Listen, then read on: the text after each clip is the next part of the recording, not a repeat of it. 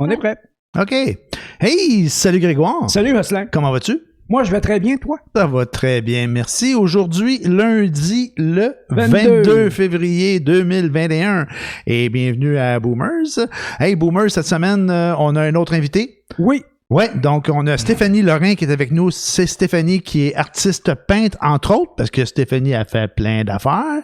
Multiples talents. Salut Stéphanie. Salut les gars. Salut. Allô.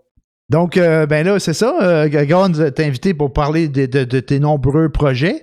Donc, en plus d'être artiste peintre, vous avez lancé récemment, puis là, je vais envoyer ça en rafale, mais on va avoir plein de temps pour en parler. Vous avez lancé récemment votre studio personnalisé. Donc, studio que vous avez aussi en ligne, si je ne me trompe pas, pour l'avoir consulté. Et puis, plein d'autres projets. Exact. Donc, voilà. Donc, en termes de studio, ce que j'ai vu, avec la COVID, c'est pas évident pour personne. J'imagine que vous pouvez pas accueillir grand monde dans le studio, mais je vois que vous êtes aussi en mode multimédia, là. Exactement. Ben, je peux parler du projet. Ben, c'est sûr que je suis artiste peintre, artiste de dessin. Je fais ça depuis, ça doit faire au-dessus de 15 ans. J'ai commencé à l'adolescence, là. Puis j'ai étudié en art, puis après ça, parallèlement, j'ai fait ma pratique artistique. Puis, quand j'ai fait mes études, j'avais commencé à étudier en enseignement des arts. Et là, j'ai fait un stage en milieu scolaire et après mon premier stage, première journée, complètement traumatisée. Je me dis, je veux plus jamais enseigner de ma vie. Je déteste ça. À ce point-là. Non, mais c'est quelque chose quand même, on va se le dire. Le milieu, tu rentres dans une école secondaire, là, j'étais, OK, là, puis ça faisait pas beaucoup d'années que j'étais sortie du secondaire, justement. Puis de se retrouver comme prof en stage, là, moi, ça a été, j'avais vraiment pas envie. En fait, je pense vraiment que l'enseignement, c'est une vocation, là. C'est dans le milieu scolaire, là. Ah, sûrement. Mon conjoint est enseignant justement au secondaire, puis il a la vocation. Mais j'avais fait des cours d'enseignement aux adultes, puis ça, j'aimais beaucoup ça. Et est venue l'idée, justement, là, quand la pandémie est arrivée, on a tous plus de temps pour penser à ce qu'on veut dans la vie et faire le point sur soi-même. Et là, c'est revenu l'idée de me dire, j'ai vraiment envie d'enseigner. Mais je me rendais compte, surtout quand on a une maison avec un enfant, que je pouvais pas accueillir les gens chez moi. Hein? Sur ma table de cuisine, à travers les Hot Wheels qui traînent sur le plancher, j'étais là, non, ça marchera pas. Donc, plutôt que de chercher un lieu à l'extérieur, je me suis dit, pourquoi pas construire un lieu? Pourquoi pas faire... là, les idées sont parties. Là, j'ai dit, on peut-tu faire un agrandissement de la maison? On peut-tu trouver un terrain? Donc là, l'idée est venue de construire un garage qui allait servir de studio pour donner des cours d'art. Superficie? C'est 16 par 32 pieds. Et avec des plafonds de 15 pieds de haut. Mon chum est jongleur, donc on avait besoin de plafonds hauts. Il est très grand, tu sais. Donc, c'est ça, on a bâti ce studio-là pour plusieurs raisons, mais une des raisons, c'est pour donner des cours d'art. Et quand il y a eu justement la pandémie au début de tout ça, je me souviens, c'était la période des arcs-en-ciel, là, ça va bien aller, là. Ouais. Moi, là, j'ai eu l'appel des arcs-en-ciel. Je vous le dis, là, franchement, il y en a qui sont plus capables des arcs-en-ciel. Moi, je suis encore dans l'arc-en-ciel, je pense. Il y a eu tout ce mouvement-là de se dire qu'est-ce que je peux faire pour égayer le confinement? Qu'est-ce que je peux faire pour animer, propager de la joie? Là, on se recule à quasiment un an, là, en mars. Exact. Et là, j'avais eu l'idée de partir des cours d'art gratuits en ligne. Donc, une fois par semaine, je me filmais dans mon atelier. À ce moment-là, c'était la salle de jeu de mon garçon, moitié-moitié. Là, c'était un peu chaotique, là. Puis, je me filmais en train de donner chaque semaine un sujet différent. Donc, la peinture acrylique, l'aquarelle, le dessin. Donc, j'en ai fait pendant 3-4 mois, je dirais, là, de chaque semaine de façon régulière. Là. Ouais. Fait que c'est ça qui est parti, dans le fond. Tout ça, là, c'est que j'avais envie d'enseigner. C'est bon, fait que ton gars, il partageait son espace avec toi. Oui, puis j'avais mis une ligne de tape au sol. Ouais. Puis là, j'avais vraiment dit, à ce temps-là, il y avait 3 ans. J'ai dit, là, maman, ça, c'est son espace, ça, c'est ton espace. Mais mon garçon, il est extraordinaire parce que il a jamais touché à rien de mon matériel d'art. Tu sais, des fois, je peignais quelque chose, puis je laissais mon œuvre là avec tous mes pinceaux, puis mes crayons. Puis on s'entend que c'est le cauchemar de tout parent que ton enfant prenne les marqueurs puis qu'il fasse des marques partout ses murs ou comme sur tes choses. Effectivement. Ouais, surtout quand c'est à portée de main, là, ouais, ça peut être tentant. Oui, c'est ça, mais il a jamais touché, puis il comprenait la ligne au sol. Donc je me dis bon, c'est pas pire, ça a marché.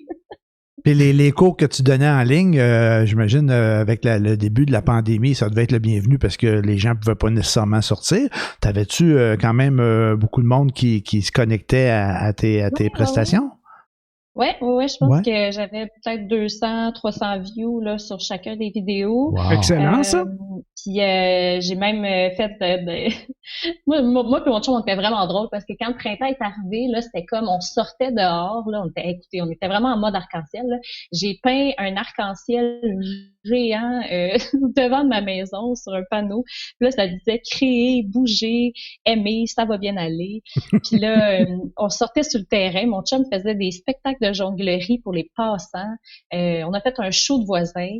Moi, je faisais de la peinture en direct sur mon terrain. On partait dans la rue avec le vélo. Mon chum, il y a un gros vélo dans lequel on peut mettre notre enfant quasiment. Là. Ben, il peut être dedans. Puis on se promenait dans la rue, on jouait de la musique What a Wonderful World. Ah ouais. Moi, je suis très dans cette vague-là de propager des arcs-en-ciel. Moi, si je peux amener, c'est toujours dans un esprit de gratuité aussi. Mes cours, c'est gratuit, puis c'était sur Facebook Live, donc c'était vraiment ben ça vous tente. Puis ce que j'ai aimé tout ça, c'est que ça a éveillé la créativité de d'autres personnes. Mm-hmm. Il y a des gens après ça qui m'ont dit ça faisait tant d'années que j'avais pas fait d'aquarelle, puis là avec tes cours, ben là ça m'a donné le goût, puis là de recevoir ce feedback là des gens qui reconnectent avec leur créativité, et là moi j'étais comme waouh, mission accomplie là. Mais c'est vrai génial. que et je peux en témoigner que vous avez gardé votre âme d'enfant, les deux, toi et Alexandre.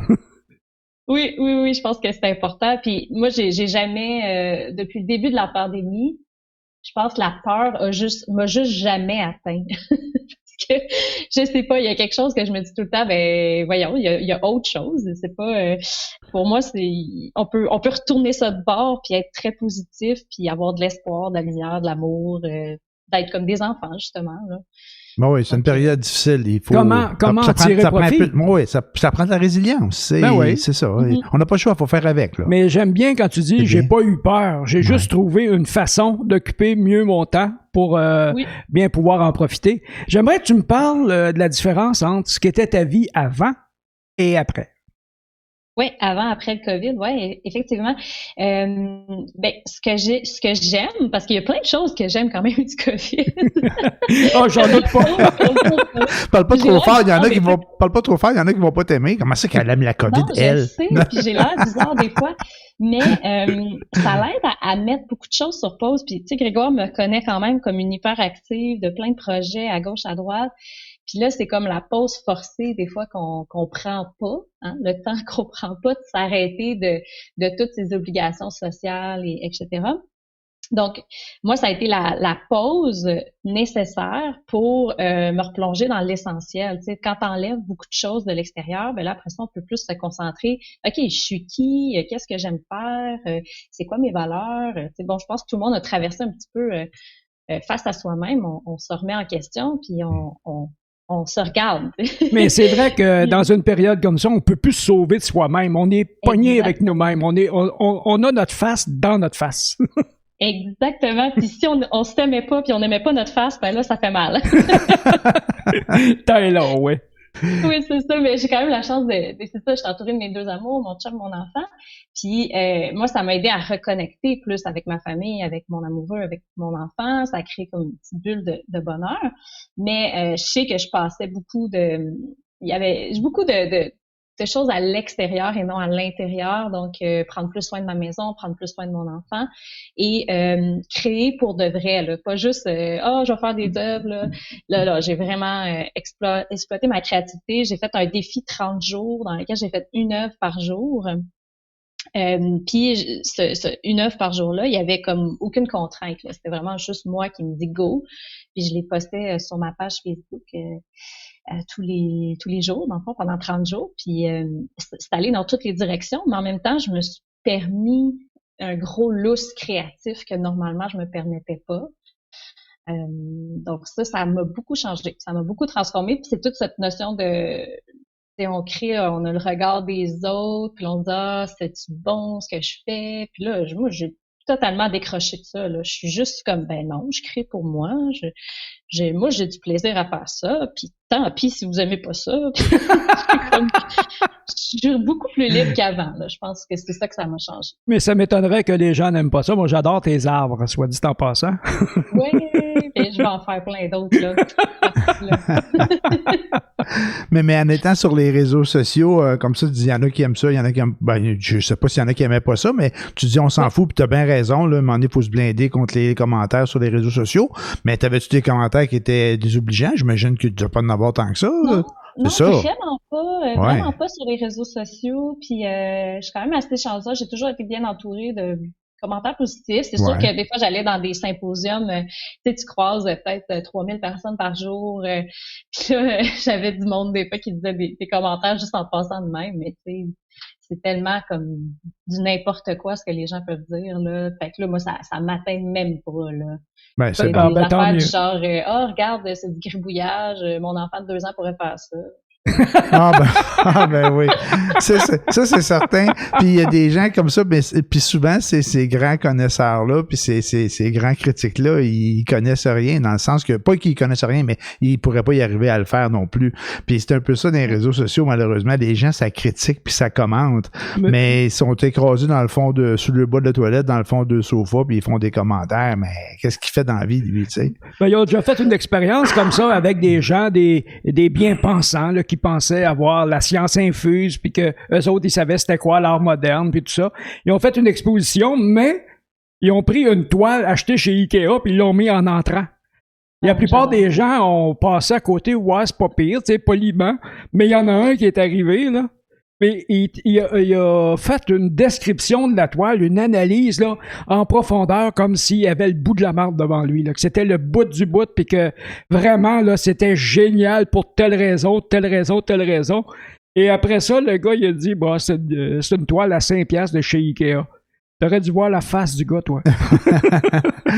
C'est ça, là. N'empêche que la toile, elle peut-être super belle par son goût à lui, là. Mais c'est ça. Ça change rien. C'est très subjectif. Alors, tu peux pas faire de commentaires et dire, ah non, c'est de la merde, c'est du gribouillis. Non.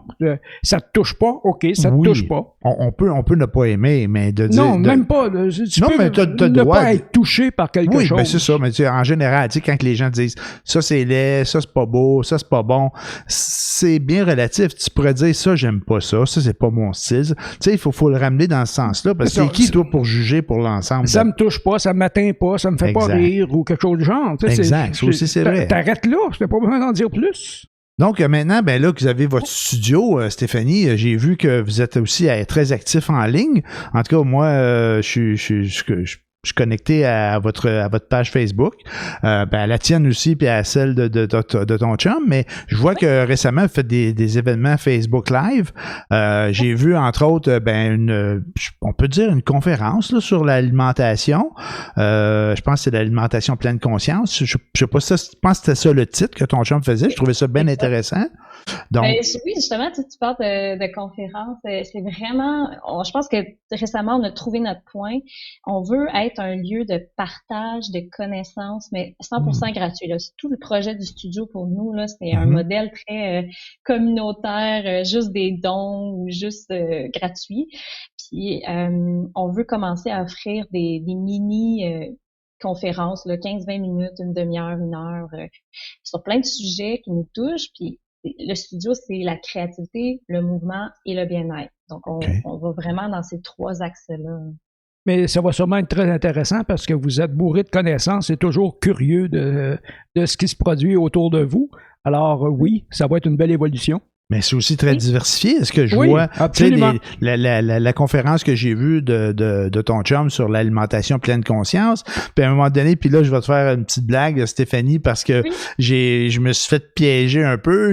À un moment donné, j'ai eu un avis qu'il y avait un tirage sur ta page, fait que je m'allais voir c'est quoi le tirage, je vais peut-être gagner quelque chose. Puis j'ai comme réalisé, puis je sais de quoi tu parles quand tu parles de tirage, mais sur le coup, quand j'ai vu le mot tirage, je me suis dit, elle fait peut-être tirer une toile, quelque chose. Puis là, je me suis rendu sur ton Facebook Live, puis j'ai vu que c'était un tirage de cartes de tarot. Donc, oui, tout à fait. C'est drôle. C'est vrai qu'il faudrait que je dise tirage de tarot. Mais je sais c'est quoi un tirage de tarot, tu sais, je sais. Mais sur le coup, moi, j'ai pas. Puis je pense que tu as déjà fait des tirages aussi. C'est ça, des concours. Fait que je me suis dit, ce coup-là, je vais participer. Écoute, la seule chose que tu avais à gagner, c'est de la sagesse et de la connaissance de toi. Là. Non. C'est déjà ça. J'ai vu ça. Mais c'est peut-être un sujet qui m'intéressait moins. Ça fait que quand j'ai vu que j'avais rien à gagner, malheureusement, je suis pas resté plus longtemps. Mais oui, mais faut être honnête. Tu sais, moi, ça m'interpelle moins. Puis en termes de tirage, je m'y connais parce que j'ai quelqu'un de proche de moi qui. Très proche, oui. Ouais, c'est ça. Ma blonde a fait ça aussi, tu sais. Oui. Fait que tout à fait. Puis ça, la spiritualité, c'est propre à chacun, puis on a tous notre ouverture ou non. Mm-hmm. Mais moi, ça fait peut-être 2 ans là, que je suis plus là-dedans, puis moi, je sens vraiment que c'est une des voies là qu'il faut que je prenne, puis qui m'intéresse comme ça n'a pas de sens. Donc, je le développe vraiment en parallèle de tout ça, de mon art. Puis, mais je trouve des façons de le jumeler. Là, je suis en train de créer mon propre jeu de tarot, justement, illustré. Donc, je trouve que ça peut quand même se rejoindre l'art et les cartes. Ah oui, ça, tout à fait. Puis, tu sais, moi, je m'y connais pas. C'est plus ma blonde qui s'y connaît, mais elle a différents jeux de tarot, mais il y en a un aussi que vraiment celle qu'elle préfère, c'est pas un tarot qui est, en tout cas, le tarot courant, celui de Marseille, là, mais c'est un tarot qui a été fait par un artiste pour une je sais pas si on dit une cartomancienne ou une voyante, ou en tout cas, je sais pas comment on dit le nom, là, mais qui était vraiment fait différemment, mais avec des personnages différents aussi, puis une façon de voir différente. Mais c'était vraiment un artiste là, qui avait fait chacune des cartes là, en lien avec ce tarot-là. Oh, puis effectivement. Il y a tellement des beaux, là. Oui, c'est ça, effectivement. Je suis allé une fois où il y en a sûrement plusieurs boutiques, mais je suis allé sur Saint-Denis, une boutique de jeux et de tarot. J'allais dire la Dame de cœur ou le Valet de cœur, en tout cas. C'est quelque chose du genre, là, je pense, sur Saint-Denis. Puis c'était incroyable la quantité de tarot qu'il y avait, là, puis de tout genre. Là. C'était vraiment intéressant. Ouais, je viens d'en acheter 2 autres cette semaine. Faut que je me retienne. Ça n'a pas de sens. Tu te rends-tu en boutique ou tu fais ça en ligne, ces achats-là? Ou? Là, c'est parce qu'en ligne, c'est trop facile. Là. Fait que là, je n'ai acheté 2 en ligne. Là. OK.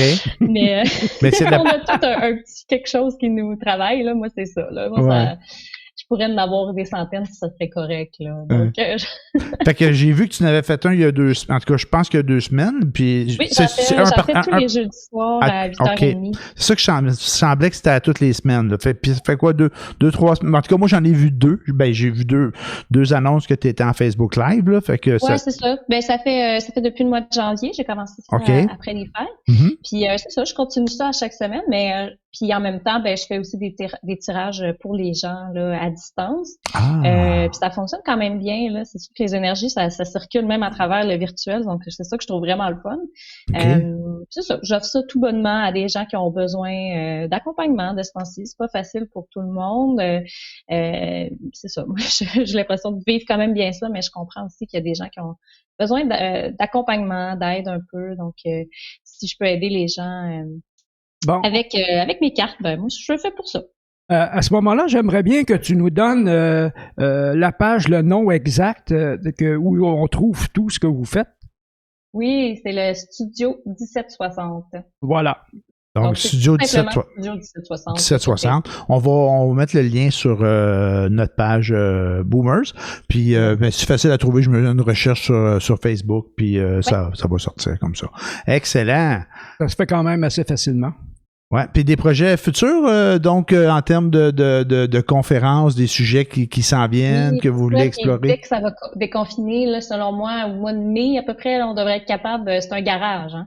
Donc on va ouvrir la porte de garage, puis on va accueillir des gens. Puis en fait, c'est beaucoup un projet collaboratif. Donc on veut avoir des invités, on veut faire des résidences d'artistes, on va avoir des conférenciers, on veut faire des ateliers thématiques. Donc ça va être notre studio, mais ça va être aussi celui des gens. On va avoir plein d'invités, tout le temps. Ça va bouger. Puis je pense que le fait que vous soyez aussi, bon, là tu parles de le faire en studio, mais il y a aussi beaucoup de virtuels que vous pouvez faire de la façon que vous êtes organisé. Oui, parce que présentement. En attendant, on est très virtuel, mais je suis en train de penser à des méthodes plus hybrides. Je pense que la pandémie, ça nous change au complet dans toutes nos pratiques. Donc, il y aura des formules hybrides, un peu de virtuel, un peu de présentiel. Ben, c'est un peu ça que j'allais te demander en me disant, ben là, vous allez pouvoir faire des événements live, mais est-ce que vous allez, parce que c'est pas tout le monde qui est toujours proche, est-ce que vous allez continuer à les proposer en ligne aussi, là, tu sais? Oui, tout à fait. Ah, excellent. C'est très bien. Et voilà. Donc, tantôt, je te demandais, Stéphanie, si les commentaires sur les réseaux sociaux, ça t'interpellait. Puis il y avait un lien par rapport à ça, parce que nous, à un moment donné, on en avait eu des commentaires sur les réseaux sociaux, ou en tout cas de façon qui nous ont dérangés, puis on n'était pas blindés pour ça. Puis on a quand même mal réagi, je pense, par rapport à ce qui nous est arrivé par rapport à notre projet. Puis on voyait dans les médias récemment, ben tu as sûrement entendu parler de la démission de Danny Turcotte. Oui. De Tout le monde en parle. Puis lui, il a débarqué parce que c'est les commentaires négatifs sur les réseaux sociaux qui l'ont fatigué. Toi, tu me disais que ce n'était pas nécessairement le cas, mais tu n'as eu live de ces commentaires-là. Comment tu sembles être blindé là-dessus? Tu sembles être assez solide par rapport à ça.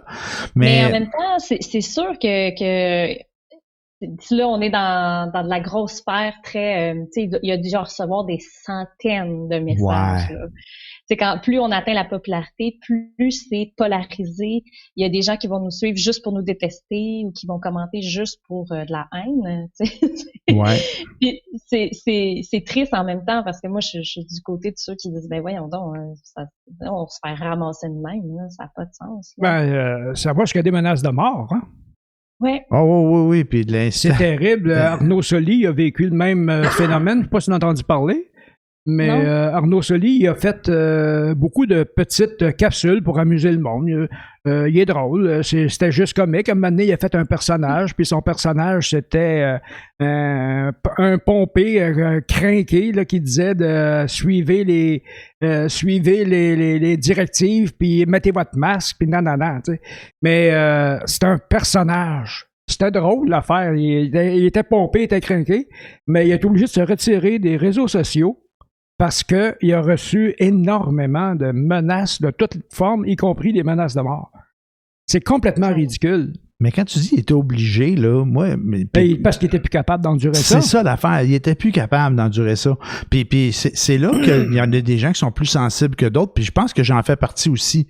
Mais à quelque part, quand tu vas sur les réseaux sociaux, il faut que tu te blindes contre ça. Il faut que tu te dises, regarde, on va prendre un gros mot, là, quand ça... je vais faire attention. Quand ça arrive, là, il faut que tu t'en foutes.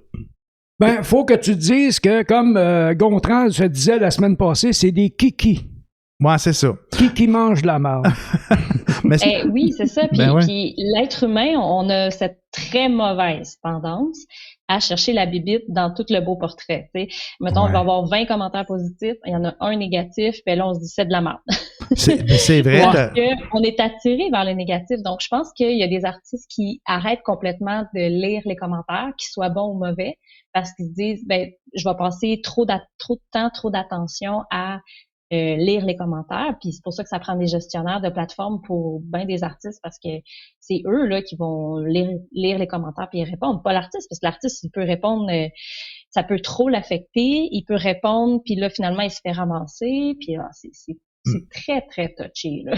Puis moi, je m'en venais, puis je pensais à ça, puis je pensais à Turcotte, puis je me disais, pauvre type, tu sais, pas pauvre type, là, moi, j'appréciais vraiment ce qu'il faisait, mais c'était difficile les derniers temps, ce qu'il faisait, puis avec toute la haine qu'il peut avoir reçue, ben c'est sûr que ça l'aidait pas, surtout s'il était sensible par rapport à ça, puis je peux le comprendre, mais je me dis à quelque part, là, tu parlais des gens, des attachés de presse ou des gens qui regardaient les réseaux sociaux pour les artistes, on pourrait pas, à la limite, je sais pas comment ça marche les systèmes, mais on pourrait tout filtrer ce qui passe sur les réseaux sociaux. Tu sais, de dire que si quelqu'un fait un commentaire sur mon fil Twitter ou sur ma page Facebook, mais avant que ça soit publié, ben il faut que je donne le OK, puis si ça fait pas mon affaire, je le barre, puis ça paraîtra même pas. Ça marche, ça? Ça marche, ça? Oui, t'as ça, je crois. Je te dis ça sous toute réserve, mais je pense que j'ai été amené sur un site, puis les commentaires, fallait qu'ils soient approuvés par un des administrateurs pour que le commentaire soit affiché. Mais je ne vais jamais faire de commentaire autre que « oui, j'aime ça pour telle raison ». Non, je sais bien. Mais sinon, je commande pas. Non, c'est ça, on commente pas, mais ceux qui commentent, là, souvent, on dirait que c'est plus facile de faire des commentaires négatifs que positifs. Ceux qui veulent chialer puis bitcher sur le monde, eux autres, on dirait qu'ils sont prêts. On l'a vu pendant toute la période, surtout le gros début de la pandémie, tout ce qu'on pourrait appeler, bon, là, je vois, ça va être très péjoratif, là, mais les coucous, les comment qu'on les appelle, les complotistes et tout ça. Grégoire, quand je dis coucou, il aime pas ça, je pense. Mais, non, mais c'est parce que ça me tente plus de parler de ça. non, mais ce que je veux dire, c'est que on dirait qu'il était là, il attendait juste le moment pour pouvoir chialer. Puis c'est ça, c'est là mon point. C'est-à-dire que, puis souvent sous des noms, des images des photos qui n'existent pas, des noms qui étaient tout à fait farfelu de façon anonyme que les gens commentaient. Puis ça c'était vrai en temps de pandémie, c'est moins pire là, mais ça demeure quand même que ceux qui donnent de la haine, là, on appelle ça des haters, là, hein, ceux qui sont pas gentils avec les autres, mais on dirait que c'est jamais leur vrai nom, c'est jamais leur vraie photo qui est là, puis on dirait que le plaisir, c'est d'aller bitcher sur le monde. Ben, il y a un paquet de monde qui n'ont pas de vie, là. Il n'y en avait pas avant la pandémie, puis il y en a encore moins maintenant. Stéphanie, moi, j'ai une question très personnelle, très curieuse. Monsieur P-O-I, ça se prononce comment? Poi. OK, merci. Et pourquoi tu poses la question, Grégoire? Parce que je me suis toujours demandé, est-ce que c'est poi ou poi? J'aurais eu tendance à dire poi, mais je voulais pas passer pour quelqu'un qui... enfin, je passe pour quelqu'un qui ne le savait pas, finalement, je ne le savais pas. Puis moi, on va faire semblant que je ne le sais pas aussi, mais pourquoi tu poses la question? C'est qui ce Monsieur Poi? Monsieur Poi, c'est Alexandre, son chum, qui... mais on va pas trop en parler, on va l'inviter lui aussi, puis qu'il nous parle de sa démarche à lui, parce que sont complémentaires, mais ils sont pas identiques, Stéphanie et lui, là. Ben, on sait que lui est grand. Ah, il est 6'2", 6'4". C'est des boules de jonglerie. Donc, c'est pour ça qu'il s'est appelé Monsieur Poi, là. Généralement, ils mettent le feu dedans, puis c'est très spectaculaire le soir, mettons. Ouais, vraiment. C'est ça que c'est. Ben, ça, tantôt, Stéphanie me disait, il fait de la jonglerie, puis il est grand. Ça prend des plafonds de 15 pieds. Minimum. Ouais, il fait 6'4", Alexandre? 6 pieds 2. 6 pieds 2, OK. Mais tu sais, quand on mesure 5 pieds 6 comme toi, Grégoire, là... 8. Moi, je suis 5 floches, hein, fait que... Mais tu sais que la grandeur d'une personne se mesure entre les oreilles, hein, la distance d'une oreille à l'autre, c'est là que la grandeur d'une personne se mesure, pas... En tout cas, moi, quand je vais au magasin de chapeau... Une très grande personne. Quand je vais au magasin de chapeau, il n'y en a pas un qui me fait. Non, mais Stéphanie, c'est toute l'admiration son art, la façon qu'elle travaille avec la détermination qu'elle a, sa joie communicative, elle est extraordinaire. C'est pour ça que j'ai eu l'idée de l'inviter, elle, parce que c'est une boule d'énergie positive absolument incommensurable. Voilà, c'est dit. Ben, merci beaucoup d'avoir participé à... Un immense talent, surtout. Merci beaucoup d'avoir participé à Boomers avec nous puis nous avoir fait partager tes projets. Puis si tu veux, tu peux rester avec nous. On va continuer l'épisode pour une couple de minutes. On a une couple de sujets qu'on voulait aborder. Fait que tu seras la bienvenue à commenter. Ouais! Je t'avais parlé de l'intelligence artificielle. C'est là que je vais aller parce que Monsieur Musk, il arrête pas. Lui, il arrête pas. Il y a toujours quelque chose de nouveau sur le menu, sur le poil. Il est toujours en train de faire quelque chose de neuf. En 2016, il a fondé Neuralink. Neuralink, c'est une compagnie qui veut créer des implants, qui a commencé à les créer d'ailleurs, des implants cérébraux pour que le cerveau humain, il va pouvoir développer la mémoire, piloter, il va être connecté directement sur un ordinateur pour développer la mémoire, piloter des terminaux, puis éventuellement marier le cerveau humain avec l'intelligence artificielle pour que tout se tienne ensemble. Il a réussi à faire une pastille. Son implant mesure 23 mm par 8 mm. Là, ce qu'il aurait voulu, c'est parce qu'il y a un problème d'éthique. Il l'a fait sur des animaux, des implantations. Il se préparait, en tout cas, il veut le faire sur des humains, en particulier avec une personne qui a été paralysée pour cause de lésion de la moelle épinière. Mais par contre, il n'y a pas de permission. Il n'a pas pu avoir le droit pour le faire. Il prétend pouvoir avec ça guérir la schizophrénie et l'autisme, ce que la National Autistic Society de Grande-Bretagne, eux autres sont pas très d'accord, parce qu'eux autres, ils disent que l'autisme n'est pas une maladie, c'est un des aspects fondamentaux d'un être humain. C'est que tu peux pas guérir ça. Ça se guérit pas, c'est pas une maladie, tout simplement. Ça fait partie de la personne. Que j'ai compris, par contre, de ce qu'il est en train de faire, comment que c'est Elon Musk, hein? C'est le gars de Tesla, ça, hein? Oui. SpaceX, Tesla. SpaceX, Tesla. Hyperloop. Ouais. Mais ce que je comprenais, par contre, c'est que c'est son truc, là, j'ai oublié comment il s'appelle, Neuralink, là. Ouais. Il connecte ça directement dans le cerveau. Neuralink, c'est le nom de la compagnie. C'est le nom de la compagnie, OK. Ouais. Fait qu'il connecte ça directement dans le cerveau. Oui, il ouvre le crâne puis il l'implante directement dans le cerveau. OK. Mais il est capable de faire des... tu t'as parlé de... Je savais pas par rapport à l'autisme, mais par contre, j'ai lu par rapport à... comment qu'on appelle? Les crises d'épilepsie. Oui. Puis qu'est-ce qu'il disait aussi? Il parlait de, tu sais, des gens qui ont eu des blessures à la moelle épinière, là, puis que le contact se fait pas de la bonne façon. Ouais. Tu sais, que le signal passe plus à la bonne place, mais qu'avec sa machine, il était capable d'envoyer des signaux. Il serait capable, mais il n'a pas le droit de le faire. C'est ça que je te parlais tantôt. Okay. C'est que lui, il veut le faire, il est prêt à le faire, mais il n'y a pas les autorisations éthiques pour le faire encore. OK, je comprends. Là, jusqu'à maintenant, ce qu'ils ont fait comme implantation, ils ont mis sur une truie qui s'appelle Gertrude. Ils ont implanté un bidule, puis ils peuvent, avec l'ordinateur, suivre tous ces signes cérébraux, ces signes neurologiques. Apparemment que, mais je mets ça au conditionnel parce que j'ai regardé la conférence où il en parlait, parce que tu trouves ça sur Internet facilement. Et puis, il parlait qu'il aurait implanté ça chez un singe, puis le singe réussit à contrôler l'ordinateur. Bon, enfin, autant qu'un singe peut le faire avec les limites que ça a, là. Mais voilà. Mais tout ça pour dire que on n'est pas loin de pouvoir se faire planter un bidule dans la tête qui va nous connecter sur un ordinateur. C'est ça? Et que l'ordinateur va pouvoir contrôler le bidule, puis toi contrôler l'ordinateur. Mais c'est lequel qui va gagner au bout de la ligne. D'ailleurs, Stephen Hawking, qui est quand même pas le dernier venu, là, dans son dernier livre, il a dit il y a 4 choses qui menacent l'humanité. Une d'entre elles, c'est justement l'intelligence artificielle. Il dit jusqu'à maintenant, l'intelligence artificielle un peu primitive a été très utile jusqu'à maintenant. Mais quand elle sera complétée, elle sera complète, ça pourrait mettre fin à la race humaine et à l'humanité. Ça, c'est Stephen Hawking qui dit ça. Et puis... Mais Grégoire, ce que je trouve fou, c'est que Stephen Hawking lui-même, parce que moi, j'ai vu écoutez, regardez ça, le film sur sa vie, là, la biographie qui a été faite, The Theory of Everything. Ouais. Tellement bon, ce film-là, l'acteur incroyable. Puis à la fin de sa vie, justement, il avait plus les capacités du tout physiques pour écrire ses livres, pour aucun moteur, dans le fond. Puis il a écrit son livre avec ses battements de yeux, avec ses cils et tout ça. Mais lui-même a dû recourir à une sorte de technologie pour se rendre à toutes ces découvertes-là. Donc, moi, je trouve que l'intelligence artificielle au service du génie humain, un peu comme Stephen Hawking, lui a permis d'écrire ses livres. Mais c'était ça qu'il faisait référence quand il disait l'intelligence artificielle de façon primitive, elle pouvait être très utile. C'est ce qu'il y avait à sa disposition.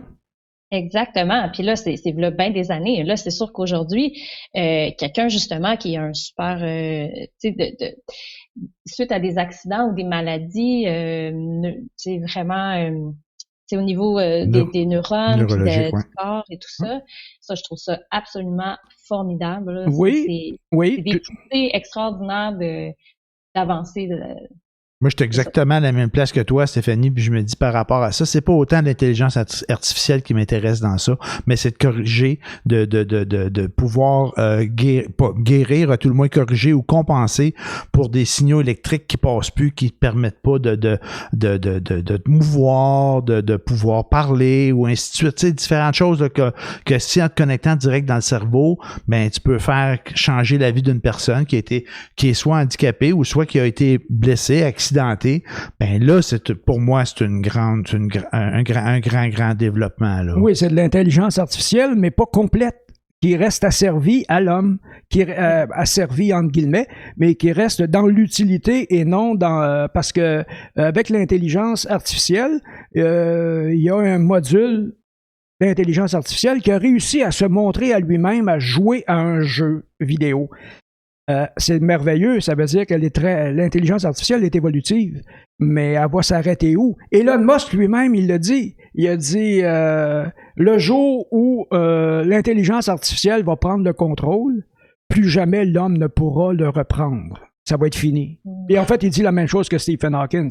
Il va falloir mettre des paramètres bien précis. Il va falloir que l'humanité entière, peu importe le pays où est-ce qu'on est, où est-ce que ça va se produire, il va falloir que il y ait des balises très nettes et très contrôlées à ne pas dépasser.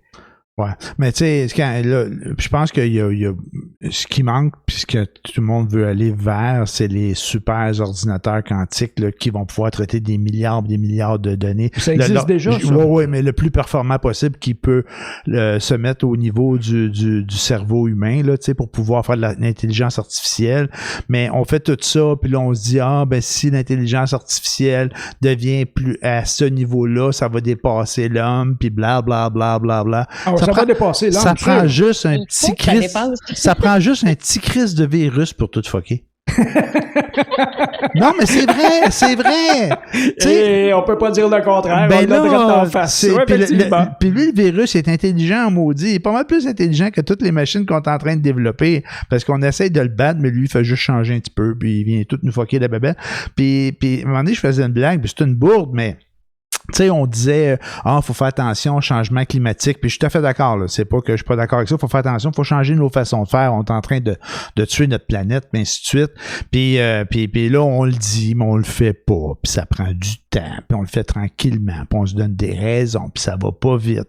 On se donne bonne conscience, mais on fait rien. Puis un petit crise de virus est arrivé l'année passée, puis il a fait en sorte que tout le monde a tout arrêté, que ça s'est mis à être plus propre un peu sur la planète. Fait que, ce que je veux dire par là, c'est que le pouvoir de ce petit virus-là est encore plus fort que tout ce que nous, on peut faire. Là. Tout à fait. C'est vrai. Ouais. Mais la raison... Puis il nous fait réagir aussi. Oui. Il nous fait réaliser qu'on est qui, nous autres? On n'est pas grand-chose là, par rapport à ça. Là.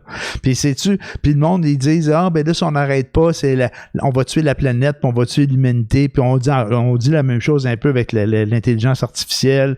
Le journaliste l'ordinateur va être plus intelligent que l'humain, ben c'est la fin de l'humain, puis ainsi de suite. On va peut-être être parti bien avant ça. Ouais, si le virus gagne... Mais pas que celui-là, on parle... Non, mais tu sais... Ça, c'est le premier d'une série, ce que je veux dire, c'est que on connaît pas l'avenir, tu sais, on sait pas ce qui nous pend au bout du nez, puis est-ce que ça va être l'intelligence artificielle qui va nous tuer ou nos chars qui polluent, ou ben donc un virus, bof. On va tous mourir, oui. Que Jocelyn, là, je te demande. Parce que je trouve que, là, comme on va tous mourir. Moi, je trouve que l'humain est fondamentalement un créateur et qu'on n'a pas accès à tout le potentiel de notre intelligence et de toute notre... Il y a beaucoup de choses bloquées en ce moment, puis que l'intelligence artificielle peut nous amener à d'autres niveaux de connaissances, à d'autres niveaux de solutions. Puis je crois que je vais voir ça de mon vivant, là. Des solutions pour renverser, vraiment réparer la planète, renverser le niveau d'oxygène des serres. J'ai énormément d'optimisme que oui, là, on est comme en retard là, pour trouver des solutions. Là. Oui, mais on a passé la ligne. Ça s'en vient. Puis je pense vraiment qu'on va renverser tout le dommage qu'on a créé. Bon, peut-être pas tout le renverser, mais on va au moins mettre des plasters là, sa couche d'ozone, puis grâce à la technologie. Fait que moi, des avancées comme ça, si l'intelligence artificielle nous permet de nettoyer les océans, des robots qui nous aident à brûler les déchets, ben go, là, ça nous aide à nous sauver. Là. Mais je partage ton optimisme, puis je suis d'accord avec toi, mais où est-ce qu'il y a de l'homme, il y a de l'hommerie. Puis, tu sais, puis là encore, tu vas peut-être trouver que j'étais un peu négatif, mais tu sais, où est-ce qu'il y a de l'homme, il y a de l'hommerie, puis si la machine elle trouve le moyen de nettoyer, mais là, tu sais, nous, on a déjà un moyen de nettoyer, c'est juste de moins polluer. Puis, on peut arrêter d'en faire de la cochonnerie, mais on continue à en faire. Puis quand je dis qu'il y a de l'homme, il y a de l'hommerie, mais tu sais, là, on fait face à une pandémie, puis on dit au monde, faites attention, puis faites pas ci, puis faites pas ça, puis là, puis par contre, il y a des gens qui se débattent pour trouver des moyens pour passer à côté des règles, pour dire que ça se peut pas.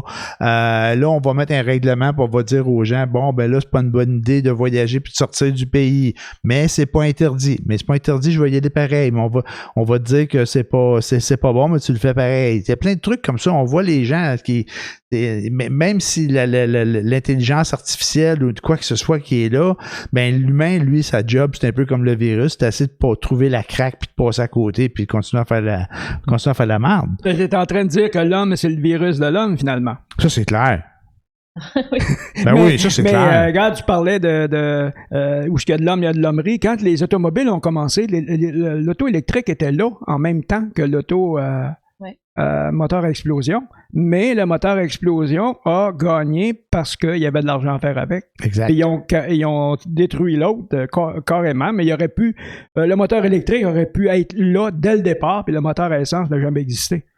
Mais ça, c'est-tu vrai? C'est-tu vrai, ça? Absolument. Ah ouais? Absolument. Pas vrai, Stéphanie? Ben non, mais je vous crois, mais j'ai longtemps... Non, mais l'oncle d'Alexandre, c'est un des spécialistes, là, c'est un physicien, puis c'est un des spécialistes au Québec sur les voitures électriques et sur l'électrification des transports et tout ça. Donc, ça fait tellement d'années que la solution est dans nos mains, là, puis c'est évident, là. Donc, le train qui se fait en ce moment, là, le REM, tout ça, là, ça aurait dû être fait il y a tellement longtemps. Mais est-ce qu'il était à l'IREC, ton oncle, l'oncle Alexandre? Pardon? Est-ce qu'il était à l'IREC, les concepteurs du moteur roue? Non, il est resté au Québec. L'IREC, c'est au Québec, ici, là, c'est à Varennes. Ah, l'IREC, ok, je comprends. L'Institut en recherche électrique du Québec. Ah, pas l'IRAC, non. L'IREC, tu parles du moteur, le moteur couture. Je sais pas, par contre, c'est un super brillant conférencier, puis il a écrit le livre Rouler sans pétrole, là, donc ouais. Vraiment de référence. Là. Ouais. Ben, moi, en tout cas, j'étais allé là pour voir c'était quoi ton opinion, parce que toi, t'es beaucoup plus jeune que nous, là, t'as pas la moitié de mon âge, là. Et puis, c'est juste pour dire à certains auditeurs qui nous écoutent qu'on a des amis dans toutes les tranches d'âge. Là, Et moi aussi, j'ai des amis dans toutes les tranches d'âge. Effectivement, t'as au moins un ami de 65 ans. Là. Mais c'est super intéressant, le sujet de l'intelligence artificielle. Puis, tu sais, on appelle ça le transhumanisme. Là. Puis, tu sais, c'est quelque chose qu'on va voir beaucoup dans les prochaines années. Puis ça, je pense que ça reste à chacun notre barème d'acceptabilité. Tu sais, il y en a qui disent, ben voyons, ça n'a pas de sens. Il y en a qui disent, go, go, go. Mais comme Jocelyn a dit, il va falloir tout encadrer ça. Mais pour le moment, des petites percées comme, tu sais, moi, je me suis fait opérer les yeux au laser. Ça change une vie, c'est extraordinaire. Là. Mais oui, c'est vrai. Donc, go, des petites avancées technologiques, c'est génial. Puis éventuellement, remplacer peut-être des travailleurs sur des chaînes comme la Chine, que des enfants travaillent comme des esclaves pratiquement. Ça, pour moi, ça va à l'encontre de l'humanité. Donc, si on peut mettre des robots à la place d'enfants, puis que les enfants aient des vies d'enfants, ben, je pense que là, ça serait très bon, des robots. Oui, c'est parfait. Ça serait parfait. Mais là, je vais aller moi me faire l'avocat du diable. On va se ramasser avec en fait, personnellement, moi, je te parlais de l'intelligence artificielle pour voir si toi, tu le craignais. Moi, je le verrais pas vraiment atteindre son apogée, atteindre le maximum qu'elle peut faire, que l'intelligence artificielle, malgré que ça va toujours être évolutif, que ça s'arrêtera pas. C'est valable, parce que ça aurait pu t'aider.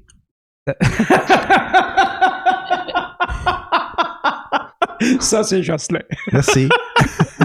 Mais si les conditions, comme actuellement, on est 8 milliards sur la planète, c'est ça? Pas loin de ça, ouais. Fait que c'est beaucoup de monde. C'est beaucoup de monde. Fait que il va y avoir une surpopulation. Préserver toutes les vies aussi, là. On s'en va vers là. Mais préserver toutes les vies, ça veut dire que le nombre va augmenter encore plus vite. Oui. Ça veut dire qu'on va se ramasser, ça va doubler peut-être en 50 ans. Il va falloir qu'on soit plus propre. Ben, moi, je serai plus là, c'est sûr. Mais non, mais ce que je veux dire, c'est que, tu sais, oui, ça double, là, ça augmente rapidement, mais si on continue à faire de la cochonnerie, là, comme on fait là, ça va pas résister. J'ai 65 ans, mais quand j'étais jeune, là, l'élémentaire, la population mondiale était 3 milliards. Aïe, aïe.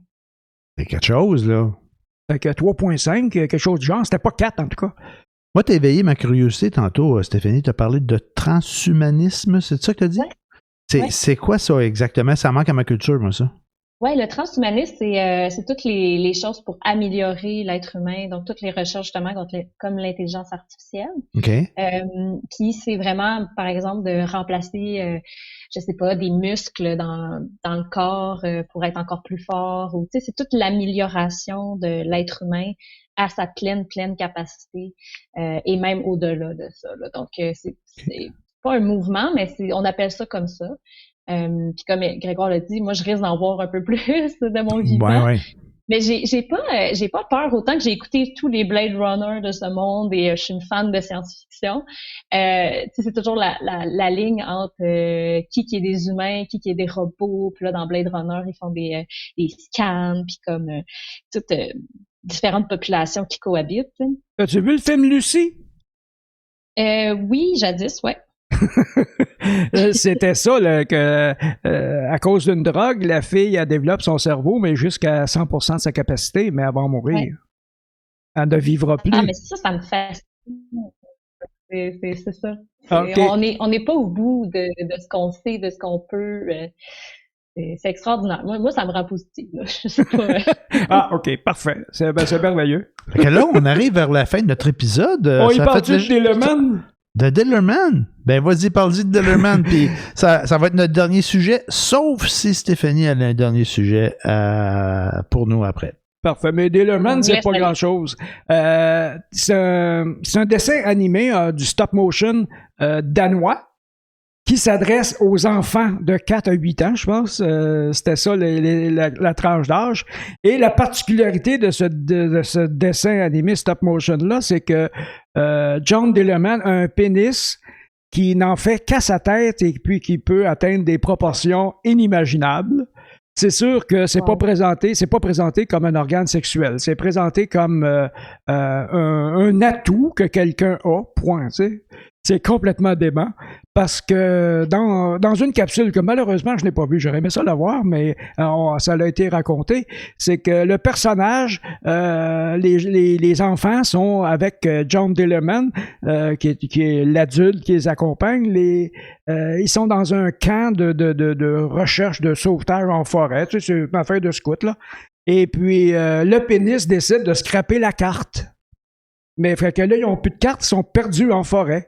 Mais heureusement, John Dillerman, grâce à son organe, justement, qui atteint des longueurs ahurissantes, il peut s'élever au-dessus de la forêt pour voir à l'extérieur où est-ce qu'ils sont et quelle direction prendre.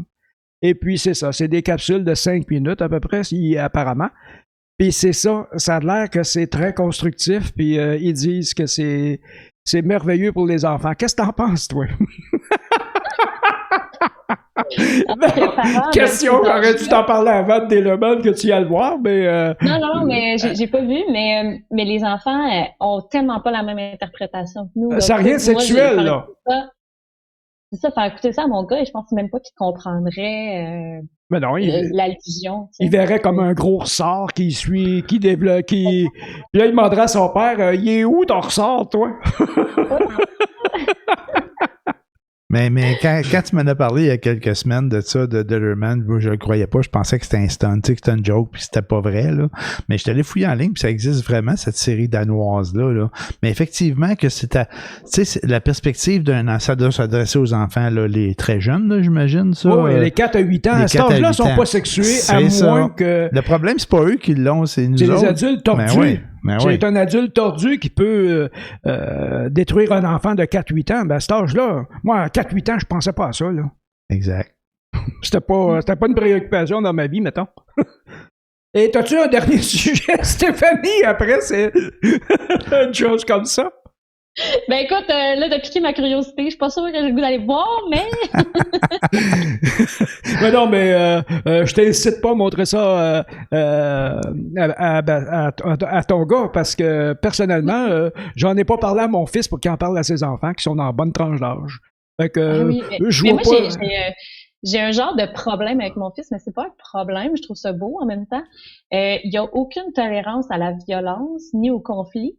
Donc, tu sais, des émissions comme Pat Patrouille ou des émissions bien de base là, pour des enfants, là, il est pas capable d'écouter ça. Donc, c'est quoi sa réaction? Les personnages, ils sont en conflit. OK. Donc, puis là, avec tous les vendredis soirs en famille, on écoute des petits films. Puis c'est notre soirée cinéma. Puis là, je fouille dans les films. Puis là, à chaque fois, il est comme non. Pas La Reine des Neiges, pas...